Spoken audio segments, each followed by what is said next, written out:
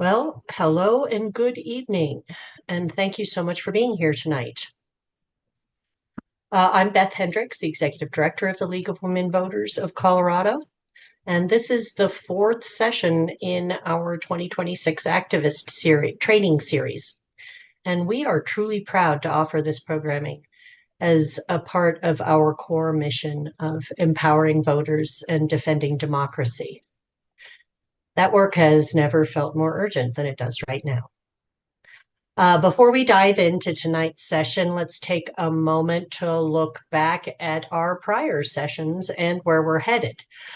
Session one was on March 3rd. It was an introduction to Colorado's legislative process with Andrea Wilkins, LWVCO's legislative liaison. Session two was held March 18th and was on activism, safety, and know your rights with Christian Gardner Wood, Deputy District Attorney for Colorado Judicial District 20. Session three was held on April 1st, and that was about Beyond the March, Other Ways to Resist. Coming up, session five will be held April 29th at 5:30. And that one is on holding local government accountable through the League programs of Observer Corps and Eyewitness. Session six is May 6th at 5:30, The Power of Conversation to De-Escalate and Connect with Martine Carcason of CSU's Center for Public Deliberation. And the last session, session seven, is May 20th at 5:30. That's on Colorado's budget process with our friends from the Colorado Fiscal Institute. It's hard to advocate in Colorado if you don't know what's going on with the budget. So tonight, I am very happy that we will be discussing reaching marginalized voters. That's a topic that is really close to our hearts, and we are honored to be joined by some of our outstanding partners. So please help me welcome Evaristo Gomez from Mi Familia Vota. He will soon be joined by his colleague Christo Luna. Evaristo, welcome. Thank you so much, Beth. Uh, yes, as Beth had mentioned, my name is Evaristo Gomez. My pronouns are he, him, el, and I am the civic engagement manager for Colorado for an organization called Mi Familia Vota or Mi Familia en Acción. We're in the community as both these days. So if you see either one of those names floating around, it is the same organization. Beth, do I have sharing capabilities? Do you know? Okay, perfect. I am going to give a brief kind of overview of everything that we have done this year so far, and some of our tips and tricks on sort of the way that we're navigating some of our challenges. So let me get this pulled up real quick.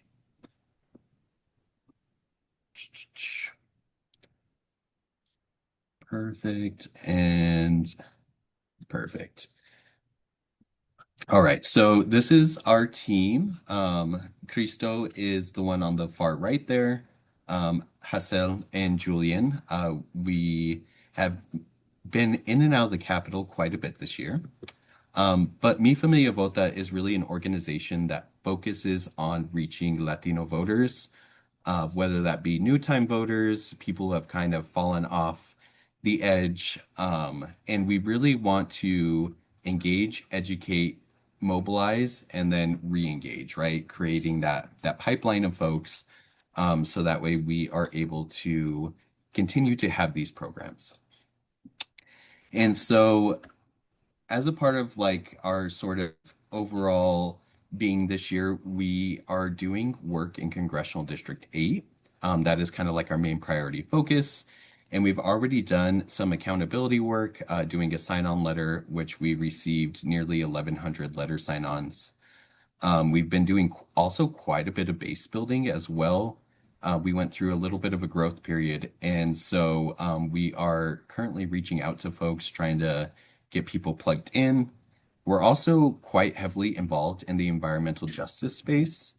And so typically that looks like going in and out of the legislature, really making sure that our community voices are heard, especially because a lot of environmental justice issues tend to be pushed into Black and Brown communities. And so this year we're really pushing for data centers, or like rather the regulation of data centers, as well as a couple other bills that impact air quality across Colorado and the Denver metro area. Evaristo, FYI, Christo just showed up. Oh my gosh, Christo, would you like to introduce yourself? Yes, hello everyone. Sorry for being a little late. We're just coming off of an in-person retreat, and I was headed to the airport for one of our teammates. But super nice to meet you all. My name is Christo Luna. I'm the Deputy State Director here for me, Familia Vota, along here with Evaristo and a few other colleagues in state and some fellows. So super nice to meet you all, and thank you so much for allowing us to present to you and tell you a little bit about our current work. So yes, continue Evaristo, and I'll hop in. Sounds good. We also do quite a bit of youth work, and I think that this is where our team is going overall, where we really want to start engaging younger Latinos, starting this conversation much earlier. And so we recently started with a cohort in Jefferson County. It's like what I would say around 7 to 10 students currently. So a decent bit of folks, but it really explores healthcare access, health disparities, current health trends within our community, and ways that like we can engage these folks on how to become more civically active in changing some of these different sort of problems that we see come out in our community because of the lack of engagement. And so you could kind of see in the pictures here, this was a part of our youth lobby day. One of the ones, I don't think this is the one that we helped host, but this is just one of them trying to get us involved. A couple of our fellows right here talking to Rep. Espinosa. And we really want to provide more of a framework for them to have civics education that is more applicable to their everyday life. So that's like another big bucket of work that we go into. But there are challenges with each and every population. And I think given the current state of everything in the United States, over the last couple of years, it has become increasingly difficult to be able to reach out to the Latino community effectively, and really making sure that we're bringing them into the movement, making sure that they feel secure in who is reaching out to them. I mean, we went to the Latino Festival in Adams County last year, and the attendance was just amazingly low, and it's partly because of fear and Lord knows what else, but it is a struggle that we are constantly trying to overcome. And then as it relates to youth, and really doing it, they don't have a lot of that civic background. And so they are afraid to get involved in the process. They also see entities like Mi Familia Vota as being a part of like a greater government sort of entity. They view us as like a piece of the government. And so sometimes they avoid us like the plague when we're at a table. Again, I think like for a lot of them, safety is like their main concern. And so as we were going out, really trying to get volunteers for CD8 to make sure that we could run program like Canvas doors, phone calls, phone banks, text messages, you name it, we've really had to overcome a lot of these challenges or be really creative in the way that we're thinking about some of them. And so some tips and tricks that we have really come to, I think, ingrain within our thinking and the way that we go about this outreach is creating culturally informed outreach and events. And again, I feel like a lot of these things on this list are very, they're very top of brain. Like it's something that I think someone could pull out regardless. And what that looks like in practice is not the same as like when you're just saying it out loud. And so we have gotten quite a bit of feedback from our youth, through various sessions, as well as some folks on leaning into more culturally informed outreach. So whether that be history lessons about sort of the area that they're living in, um, you know, for the Latino festival, for instance, there's like a lot of like mariachi bands or very ingrained cultural things that they put into those festivals that we're looking to integrate into our programs, like dance, like food, like sporting events, to really make sure that we are creating a space that feels right for these folks. Um, Another big way that we're doing this is like making sure that all of our materials, all of our program lit is bilingual or culturally informed.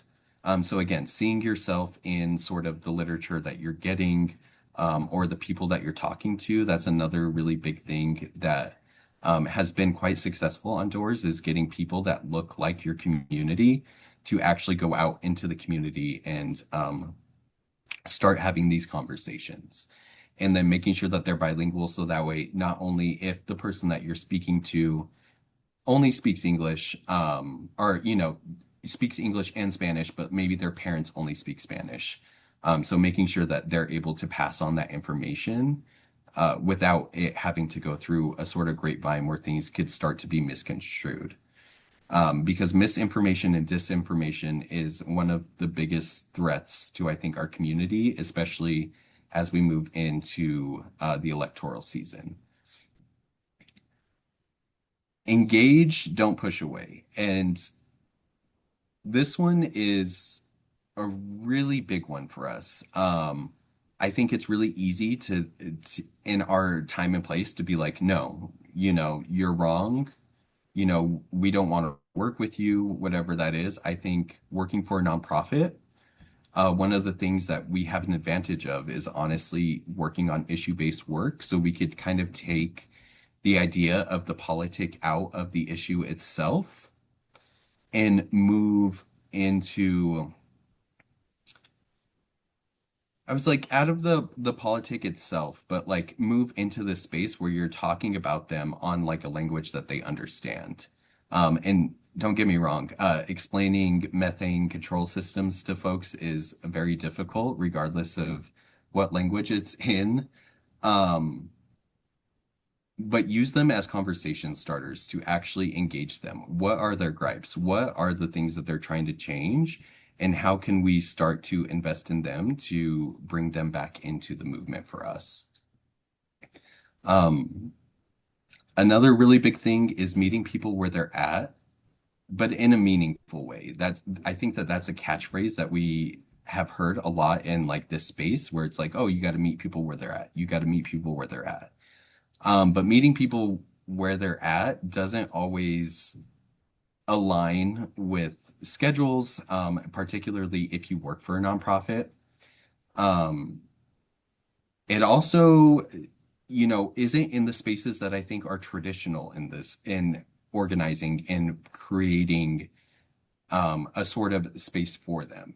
And so what I mean by that is like, if you are going to go out and table, or if you're planning to volunteer, like go to the liquor stores, go to the dispensaries, go to sporting events. We've done voter registration at, I want to say, I can't remember which teams they were, but it was a Mexico team versus like a United States team.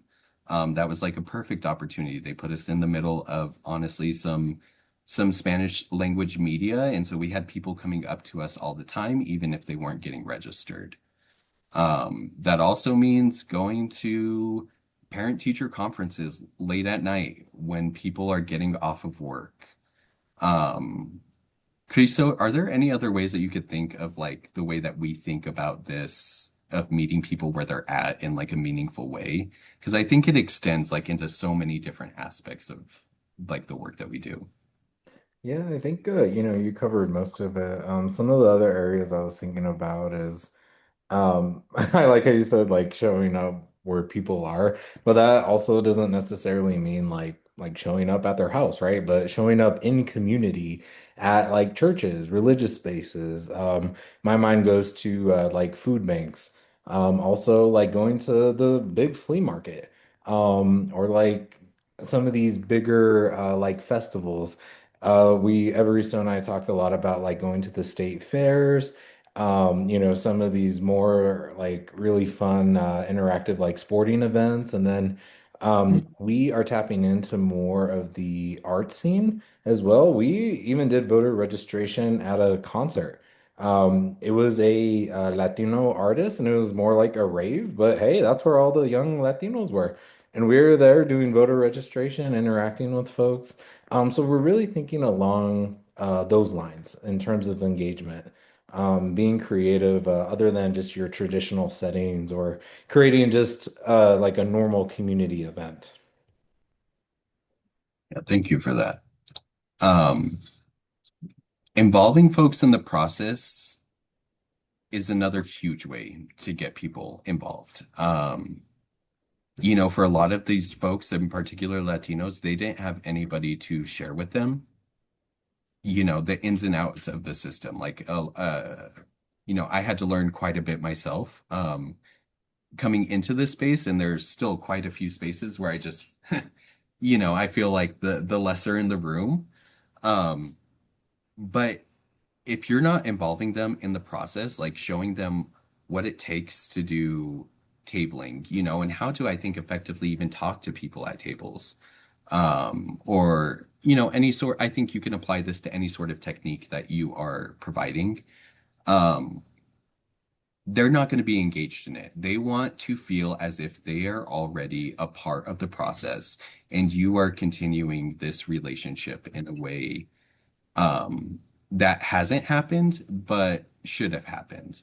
And so making sure that like you truly are bringing them into decision-making processes. And I think, Christo, not to put the spot on you again, but the Youth Governors Forum, the way that like we are going about like setting that up, I think is one of a really good example about like what that actually looks like. Yeah, for sure. So when we were starting our youth work, this has been a journey, from Julian starting our fellowship in January to the recruitment, to actually figuring out which youth groups locally are actually wanting to do more youth-led work. And just to specify, like in these spaces, our definition of youth is like 26 and below. More particularly, we're trying to engage more like high school students, who are actively like in civic classes. But we finally figured out like some of the local organizations that we had fellowships. So we created the Youth Advocacy Day and Lobby Day, where we had over 100 youth at the Capitol. And it was kind of like the first of its kind, where it was youth led, youth sponsored, and youth driven. They're the ones talking to the legislators, asking about how government works, how they can get involved. And it was such a powerful day. And to continue, on that, high note, everyone in the coalition also wanted to create a youth governors forum that's happening in June. They decided to invite the top four candidates, but it's going to be really interactive. I believe the current thought process is to set it up as a more like a game show, where youth can ask a variety of questions, not necessarily like the political ones that we always hear, but it's the opportunity for the candidates to really engage with our youth and our future, voters, our future people that are going to be engaging in the economy. And I believe it is set up at the Aurora Community College as of now. We're still, working out a lot of the details, waiting for responses for the candidates. But yeah, it's youth led, youth driven. And then a lot of the moderators and folks that are going to be there are all youth, either fellows from us, individuals from all over the city. So it's going to be a super exciting, yeah, powerful event. Yeah, I love that. And I love that we are actually allowing the youth to guide almost every single aspect of the event itself. So we're there almost as like this guiding force, and that's the kind of involvement that people want to feel in this space. And then the last like point before I kind of switch, because I want to show you an example of like a presentation of like what this actually looks like when I'm giving presentations in the field. Um, is be creative. I think a lot of times, especially in the progressive space and like the democracy saving space, however you want to frame this space, we have been relegated to the same tactics in the same areas. I'm so sorry if y'all could hear my dog screaming in the background. In the same areas for quite a long time, and they're just not engaging folks in the same way that they used to. And so, in talking with youth, in talking with people within our community, really integrating or allowing the space for like this creative nature is in real high demand. Whenever we talk with folks, they want to see art. They want to see the murals of Denver or taking a look like Denver had in Colorado in general had a massive jazz scene. Like playing into those very specific cultural elements that may have um, a lot of like love in certain communities, like the Latino community, like the Black community, um, is really important because it has always been a form of joy for us as we move through oppression throughout history.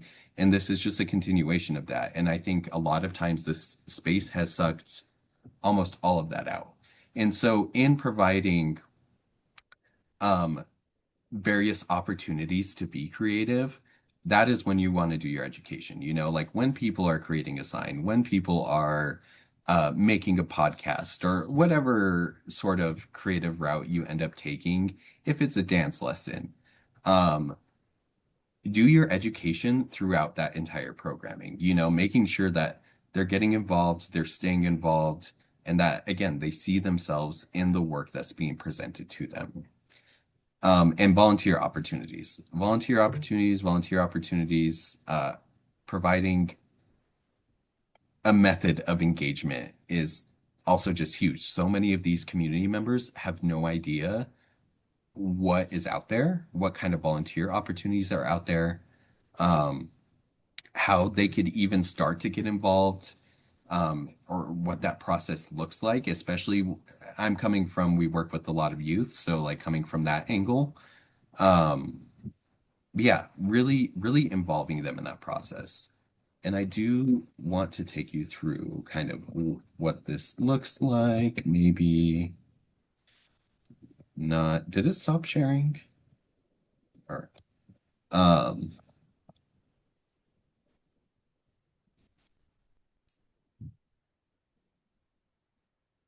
maybe if it ever wants to open.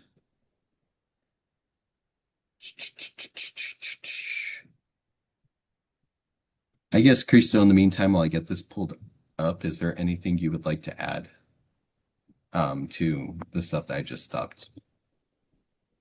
No, not at all. I honestly wanted to open it up. Did you all have any like, questions or anything that we can answer in the meantime? Just, maybe if you're thinking about it now. I did. Hey, Oh yeah, Barb, yeah. go Go ahead. ahead, Bob. Yeah. Well, I guess I was thinking of, our materials and things like that. And you talked about making materials. I understand the bilingual aspect of it, but what do you mean? I mean, what are some examples of having them be culturally? I guess I can't remember what you said about it, but culturally informed. What does Have a you ever, Go ahead? oh, I was gonna say, have you ever heard of Soul to Soul Sisters before? No. So they are a nonprofit that focuses on Black civic engagement, Uh-huh. but from like a more of a spiritual side of things. And I'll be sure to follow up and send it when I'm not trying to open up a presentation. But Okay. they have a voter guide that I think is like one of the best examples of this because it starts from the beginning, and you'll see this in the presentation that I pull up. Like it starts from before where you think it needs to start, and the art, the designs, the graphics that are kind of running through it are all indicative of the community that they're reaching out to. Okay. Um, so that's like the biggest example I could think of.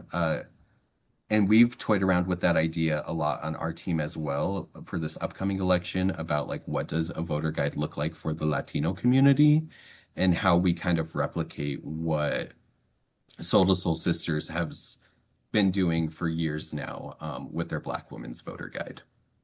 I don't, Okay. Cristo, is there another example that you could think of? I'm not like Green Latinos is another one that I think has a lot of really good culturally relevant like information and material.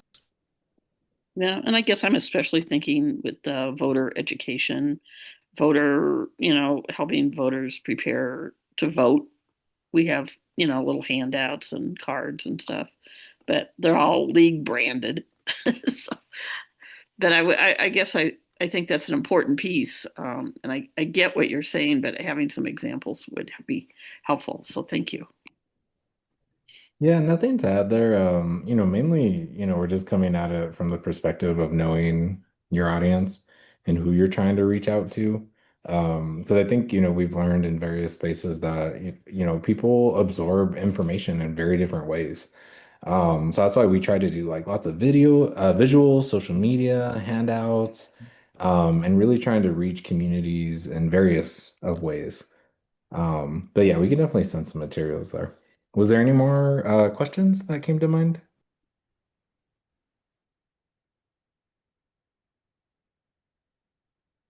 Thank you.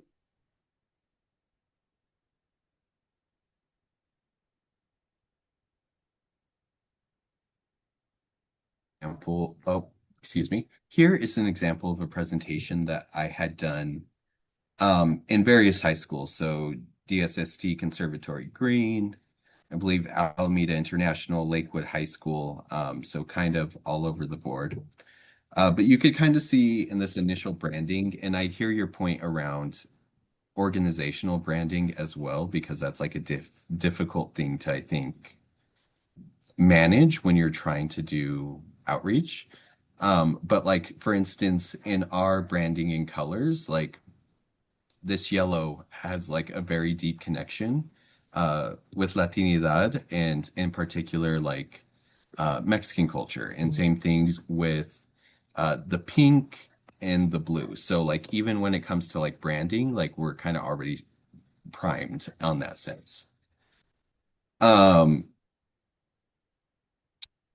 let's see. And like I said, this is like where I think you have to start, where it's like, have you even registered, right? Um, these are like the different ways you could do it. I even showed them like the ballot and like what kind of like what that will look like to them as they arrive. Indicating that each county has different colors, making sure that they understand that this isn't like necessarily the end all be all of like the ballots that come through the mail. Like it could look slightly different. Providing them sort of the opportunity to know Dropbox lotate like where to find Dropbox locations, polling centers, other important information, all the regular stuff. Um, oh, this is okay. So like this is like another way that I think could be really interesting for like folks in the league to like add stuff in that's more culturally relevant is through the memes or the pictures or the things that you're using in your outreach, right? Um, being seen is like ultimately like what we're trying to see a little bit more. And so they want to see themselves in the materials that we're creating. So that's using more relevant things like a GIF or a GIF to reach out to younger folks. That's using um, folks who look like them in pictures, like either going door to door or dropping off their ballot in the mailbox. Like they just want to see themselves in these materials. And if you can't change your branding, I think that's like a really good way to add in some sort of cultural element to it. So yeah, same here. A lot of school high schoolers love stuff like this. They hate it, but they love it. Um, so yeah, that's like one of the big things, like just showing them what it means, like that I'm not like I'm a person too, and I recognize that you're a person, and let's get on the same level about that. So that's just one example of like the presentations that I've been doing. Um, this is another really big one that like I had used for quite a while. So again, the art, the imagery that I'm using in these presentations is very much aligned with the culture that we're reaching out to. Um, and just providing them that context. And I think that's like another big thing too, is like making sure that they have that context. So this one was on community engagement and like what nonprofits do and like the work that we run around. And so like I provided them, like most people don't even know that there's data management in nonprofits and like what that looks like. So maybe you don't have a super artsy kid, but they think like, oh, this is a cool mission. Making sure that they know that data management is like something that they could go into, that, you know, there's policies to write, that you could write newsletters and community updates. Another beautiful piece of that I feel like you could add a lot into is your newsletter. Just making sure that it has like some of those elements, goes out to a ton of people. And I think that you could really make sections the way that you want to in order to reach the target audiences. um the range of topics of like the folks that we reach out to, you know, and I think bringing it back to like why me, like why do you trust me? And I think that that's with this fear piece, especially in the Latino community. How are you building that trust and making sure that the way that you are building that trust is translated in the materials? So yeah, so like I'm a very visual person. I think it's very good to show them like so many different aspects of this work and like what it actually looks like. Um yeah, so like for instance, this was like when I was in Mexico and I used this a lot to talk about um movements around the world and like that we're all in the same like fight and struggle together. It just looks different and that there's young people across the world that are doing the same exact things that we're doing.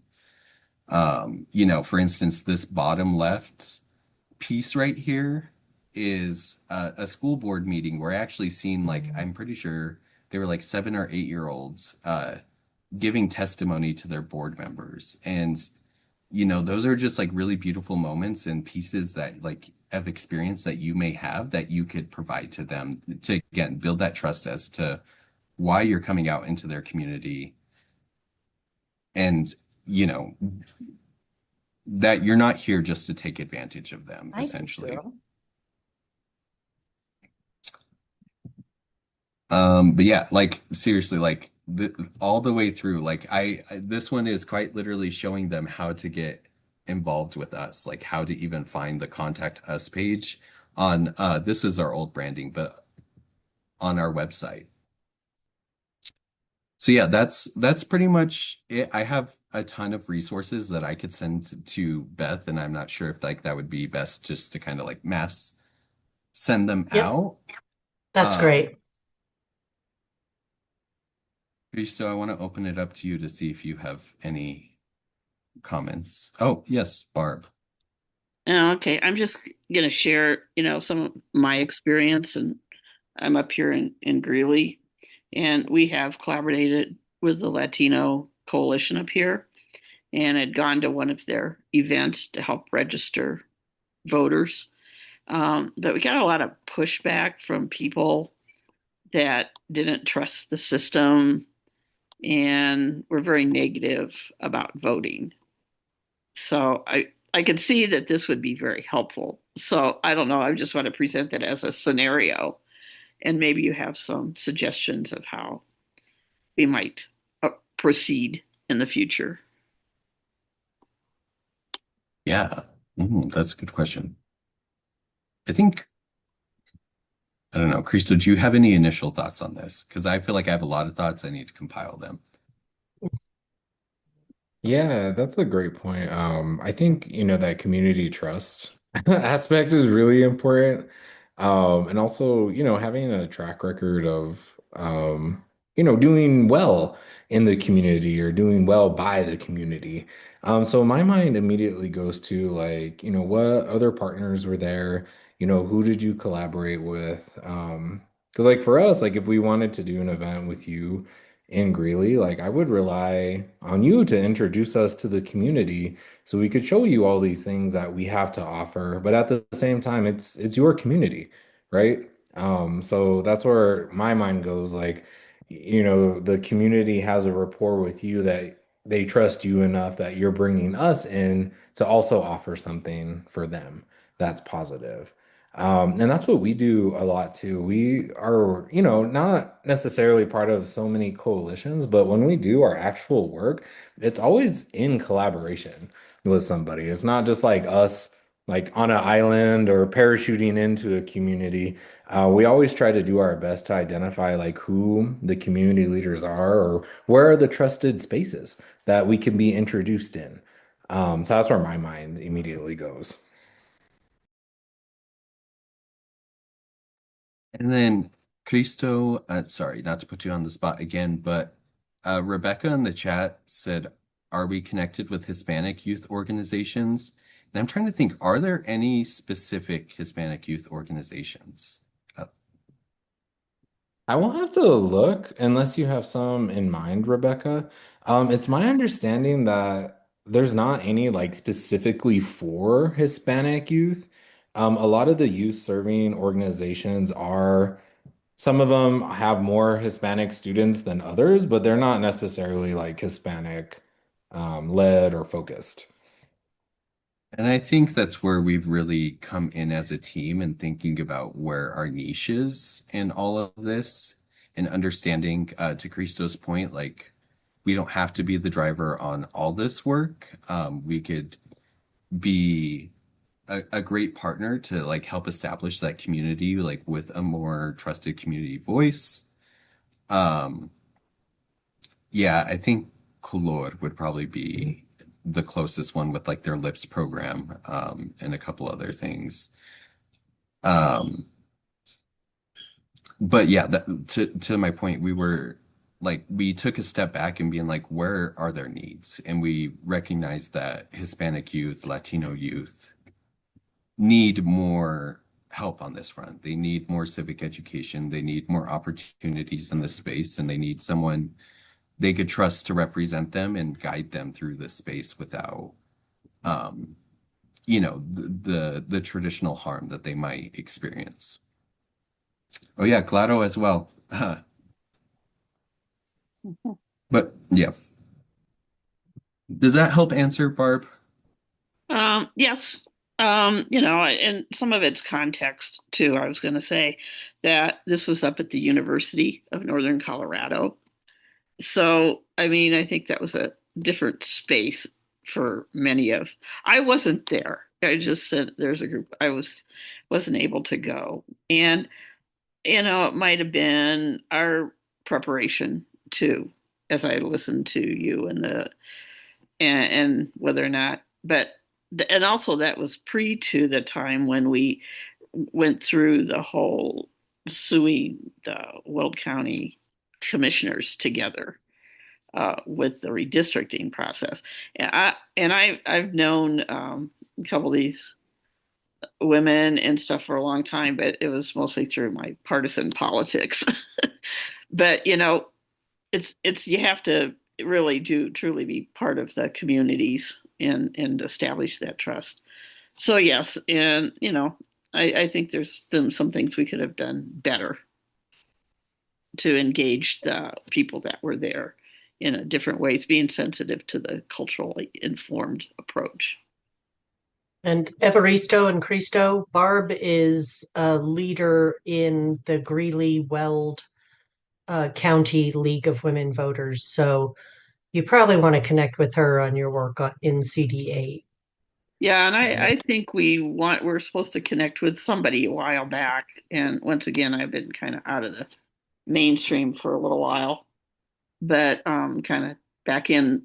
But yes, and there's a lot of people that want to work and get CD8 going. So I'll send you my email and we can keep in touch.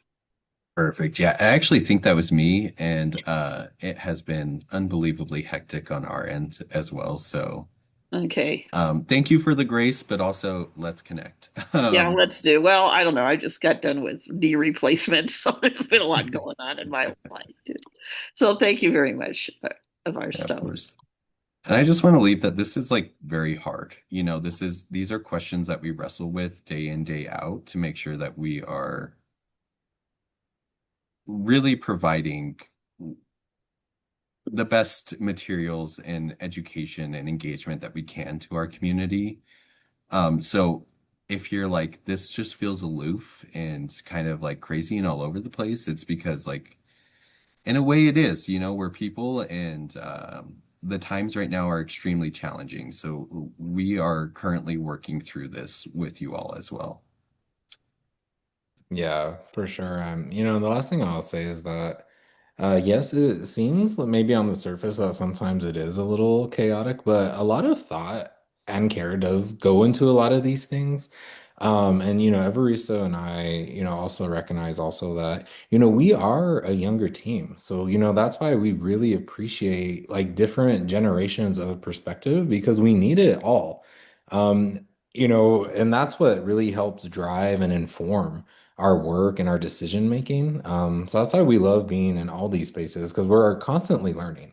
And that's how we produce the best materials, create the best events, and form the, most strategic partnerships that we can is with this thought process. So, thank you all for giving us the opportunity to present with you all. And yeah, looking forward to doing some work, especially in Greeley, actually. That's where we're headed next. So Oh, sweet. Great. Thanks so much, Evaristo and Christo. It's been great to have you here, and I I think and hope you already consider the league to be a partner, but we absolutely are. So thank you for your work and for your partnership. And friends, sadly, our second speaker, Kyle Giddings of Colorado Criminal Justice Reform session, is very ill tonight and had to cancel. So I will try to follow up with him because I know that many of us are really interested in assisting voters who are incarcerated. So I will definitely try to create a separate session with the Colorado Criminal Justice Reform uh, Coalition. So, but otherwise, any other questions for the good of the order?